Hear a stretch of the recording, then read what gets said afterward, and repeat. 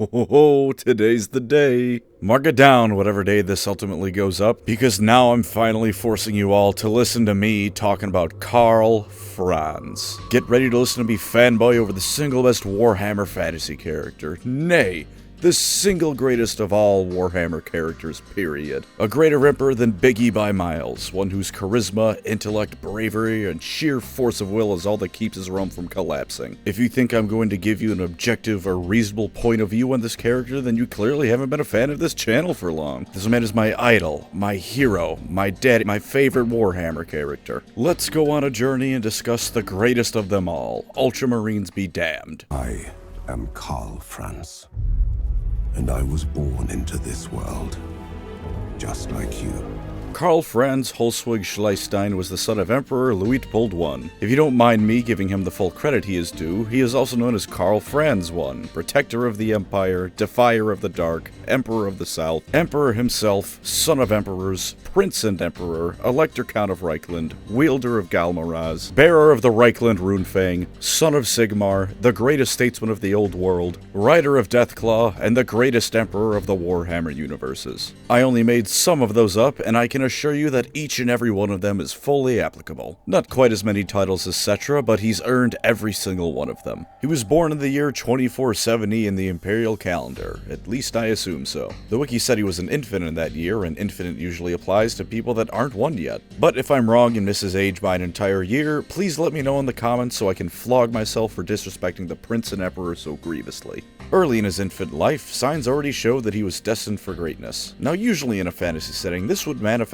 as a glowing aura around him, or a birthmark of his god, much like Valten was born with. For Karl Franz, it manifested by his father and guard being ambushed by beastmen in the forest. The Reichsguard were cut down as 3 Gorgons showed up despite their efforts, but a hail of arrows by the Wood Elves ensured Emperor and son survived. You might be thinking they just got lucky, but come on now. The Wood Elves could give less of a shit if some random humans died of the beastmen. With the Empire's burgeoning industry and the Wood Elves being, well, Wood Elves, they'd probably welcome it. And yet they saved Franz, so they must have known this man was going to turn out to be something special. In fact, one of the Wood Elves even outright ignored the Emperor's thanks, looked Karl Franz square on, and called him the young Emperor before leaving. The signs pointing towards Karl's future greatness are neon bright and flashing like a police siren. His childhood beyond that is relatively unremarkable for a young noble. Educated on courtly manners, politics, and all that fun Game of Thrones stuff. Interestingly enough, however, he did not want to be the Emperor. He saw how the position had been so taxing on his father and didn't want to go through such a thing. He also rather humbly just didn't think he was up to the challenge. But either way, his education must have been absolutely phenomenal because he would become one hell of a statesman in later life. Of course, the tale of his glory truly begins when he was elected to be the Emperor. And believe it or not, the best place to look for information on that is a short story written under the Total Warhammer flag. It's not entirely accurate to the original telling of his ascension to the Emperor, but truth be told, I prefer this version. It's a free PDF online and an enjoyable read, so go check it out. You got nothing to lose. It starts with that aforementioned beastman raid I was talking about earlier, and some poor innkeeper demands that they all get the hell out of his place of business before a Reichsguard member just manhandles him and throws the guy down the stairs. That probably wasn't the intention, but I laughed really hard at that. Anyways, election, year 2502. Aside from Boris Todbringer talking smack to his face, because of course he was, Karl, as the Prince of Reichland, was in the running to become Emperor. A week after his father's funeral, it was time to suck it up and get to politicking, because there ain't no rest for the wicked, or the elector counts, as it were. As I said earlier, Karl didn't want the position, and let it be known that much like many of the other electors, he considered himself too young to become the Emperor anyways. That being said, the initial round of voting didn't allow Todbringer a victory. 10 votes are needed to become Emperor, and between him getting 8, Karl getting 4, and 3 guys abstaining for whatever reason, the votes were a bit muddled. So he verbally murdered Boris and then went to go kill some goblins. Karl Franz then proceeds to leap on top of an Arachnarok spider, decapitate a goblin shaman, and then slaughter the Arachnarok in one fell swoop. This man is 32 years old at this point. I'm 24 and my body already starts to creak if I stand up too quickly. Holy shit, Karl. An assassin also tried to kill him, but then the Green Knight of Bretonnia saved his life. You might think I'll complain about Bretonians getting any amount of limelight, but old Giles Le Breton over here is the only Bretonian I think worthy of any respect, so it's cool. It helps that he's dead, and the only good Bretonian is a dead Bretonian.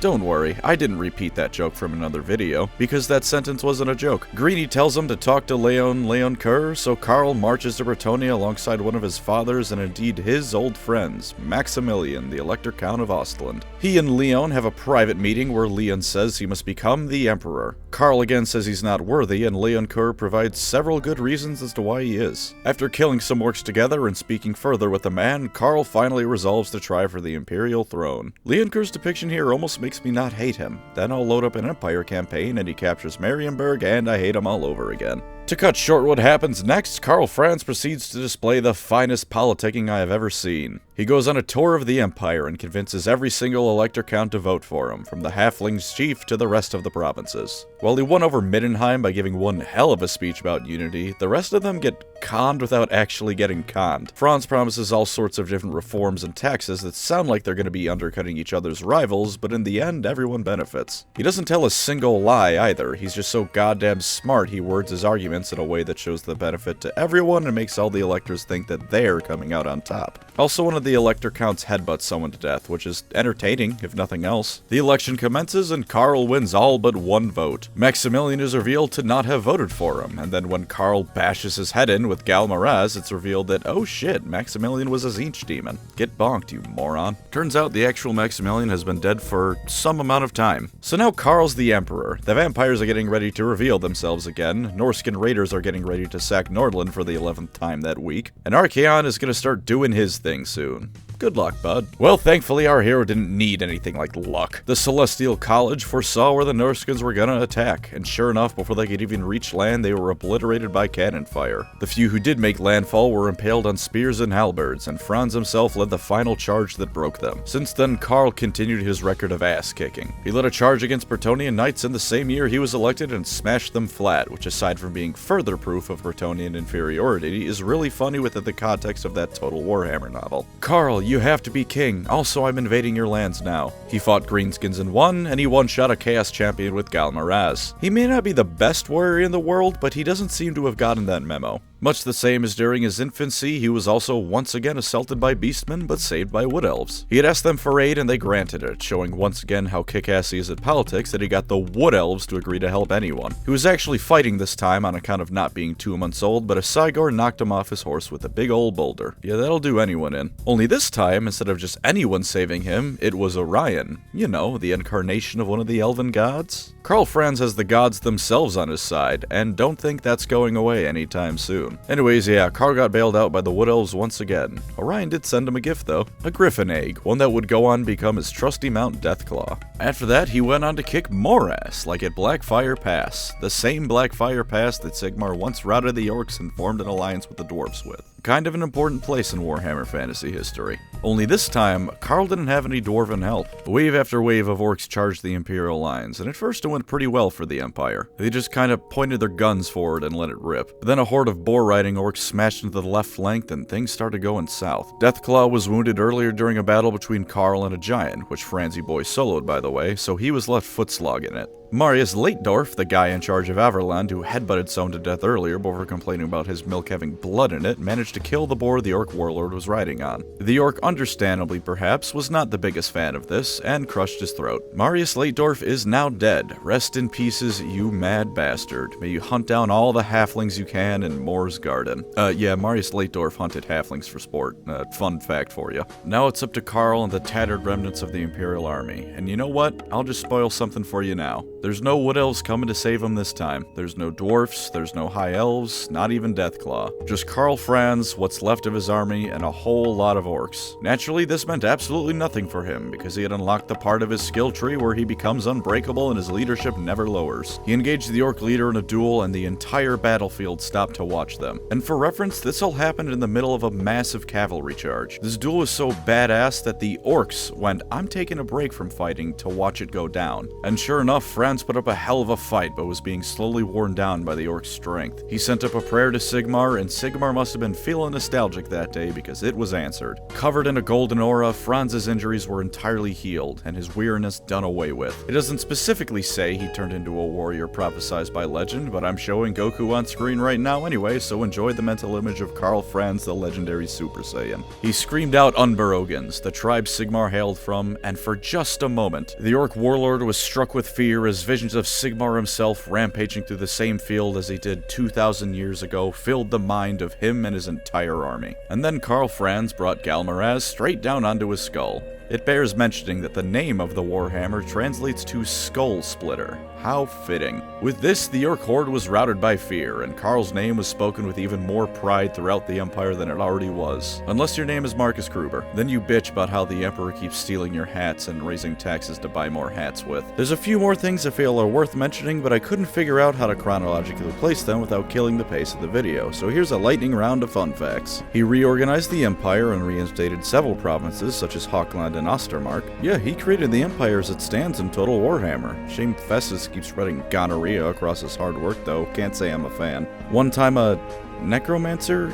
Evil spirit thing? Whatever the hell Drakenfels is, the dude used to boss the Chaos Gods around in Old Lore, so he's a badass. Tried to kill Karl Franz until a vampire with a very obnoxiously long name saved his life. There's this dude named Voland who leads a well-renowned mercenary company who's rumored to be Karl Franz's bastard son. This isn't really important, but the wiki page on his mercenary company says they're willing to be hired by anyone except for Bretonnians. Very based. Big fan of that one. He had kids with and later married one Maria Louise von Wolfen, a woman who was Karl's old childhood friend and nothing else. They had a son named Luitpold and a daughter named Alia. I don't know who that other woman is in this painting. Seriously, if anyone has anything on her, please let me know. There's Karl Franz, Mrs. Franz, Franz Jr.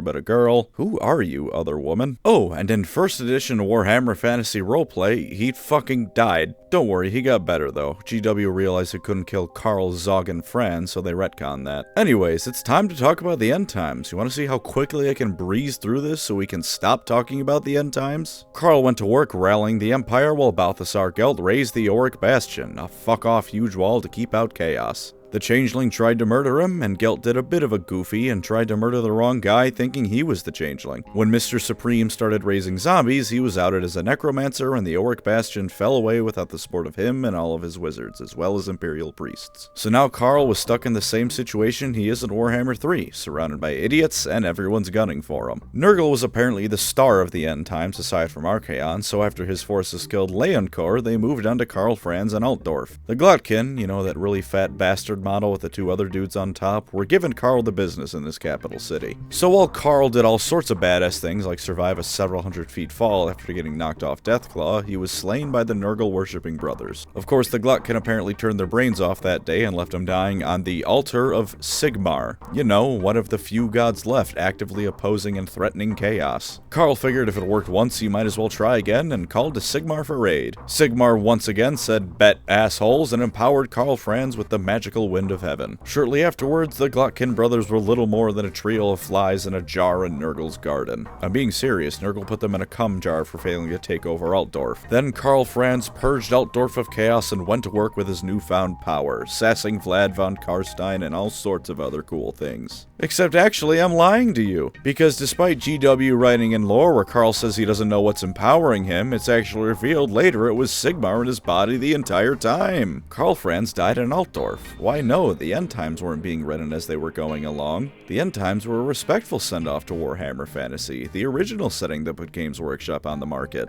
Thank God for Total Warhammer. Genuinely, it has done more towards bringing Warhammer to the mainstream eye than anything GW has ever done. I mean, the Immortal Empires trailer alone looks like GW dropped the Horus Heresy trailer, and then Creative Assembly said to hold my beer. Warhammer Fantasy isn't profitable. Kiss the sugar-freest part of my ass. I should probably move on. As of Age of Sigmar, I'm dropping the pretenses, he's the Celestin Prime. I simply do not care if there is anything that could counteract this belief. He is the leader of the Stormcast Eternals because he is too goddamn amazing for anyone else to do it. You might say, but they've never dropped any hints besides saying the Celestin was a king in ages past, and Karl wasn't a king, he was an emperor. But allow me to do some disabasing of any arguments that might be presented before me. 1. Sigmar has been referred to as a king, and the Empire as a kingdom, therefore making Karl eligible for the seat of Celestin Prime. 2. Balthasar Gelt is back as a Stormcast, and I believe his chief rival in the old colleges of magic is as well, so there's no reason to think Karl wouldn't be back as one. 3. He's definitely done enough heroism to earn a spot as a Stormcast. And 4. He is the Celestin Prime. You are arguing with Karl Franz's #1 simp over whether or not Karl Franz became a demigod, my dear straw man. Do you really think I'm gonna accept anything less for him than being the leader of the Stormcast Eternals? I am 110% biased in this matter, and I don't care in the slightest. And if anyone has the balls to suggest someone like Leoncor as the Celestin Prime, then there is a special place reserved in Shyish just for you and your shit opinions. I am not getting defensive, I am getting offensive. You could give me the single largest list of factual reasons why he isn't the Celestin Prime, and I will look through it and proceed to ignore it. Anyways, now that we've looked through his lore, I think now's a good time to compare him to what I believe is his closest counterpart in 40k, Guilliman. Here's your March for Macrogg for the month, everyone. Both are unrivaled statesmen, both are in charge of an empire that is going through some stuff to say the very least, and both of them, while not being the absolute best warriors in their respective universes, can put the hurt on anyone who tries to take them on. They're champions of their respective gods and indeed have the favor of each of them, and they generally try the diplomatic route before breaking out the beatsticks. And as of Godblight, they've even both been directly empowered by their gods. Now, as you should be aware of, I like Karl Franz. I love Karl Franz. I'm not saying I worship him or anything, I'm just saying that if he was real, I'd throw myself in front of a moving train at the slightest nod of his head. But perhaps an explanation is due. Why do I love Franzy boy so damn much? Well, let's start with something we can all agree on. Every voice line he has is perfect. I can't say it's like music to my ears, because when I click on him in the campaign map and he says, "Summon the Elector Counts," it fills my brain with more dopamine than any song ever has. Shout out to Peter DeJersey for giving the best vocal performance there's ever been. But as for Karl himself, and that's him with a capital H by the way, there's many reasons still. 1. I like Warhammer characters who have something resembling common sense. I enjoy the settings being so incredibly filled with the absolute biggest morons you could find, don't get me wrong, like the Death Watch who stopped any ad being properly born because Xeno bad regardless of any benefits it would have brought. More like the Based Watch, fellas. But that also means that when someone comes around with a decent head on their shoulders like Guilliman or Karl, they're automatically in the running for me to like them purely based on that. And Karl has one hell of a head on his shoulders. He can smooth talk his way out of the Rainbow Dash jar. I should know because my miniature of him speaks to me at night and tells me what videos I should work on the next day. Squabbling electors or dwarves and elves arguing doesn't matter, he'll get everyone talking to each other.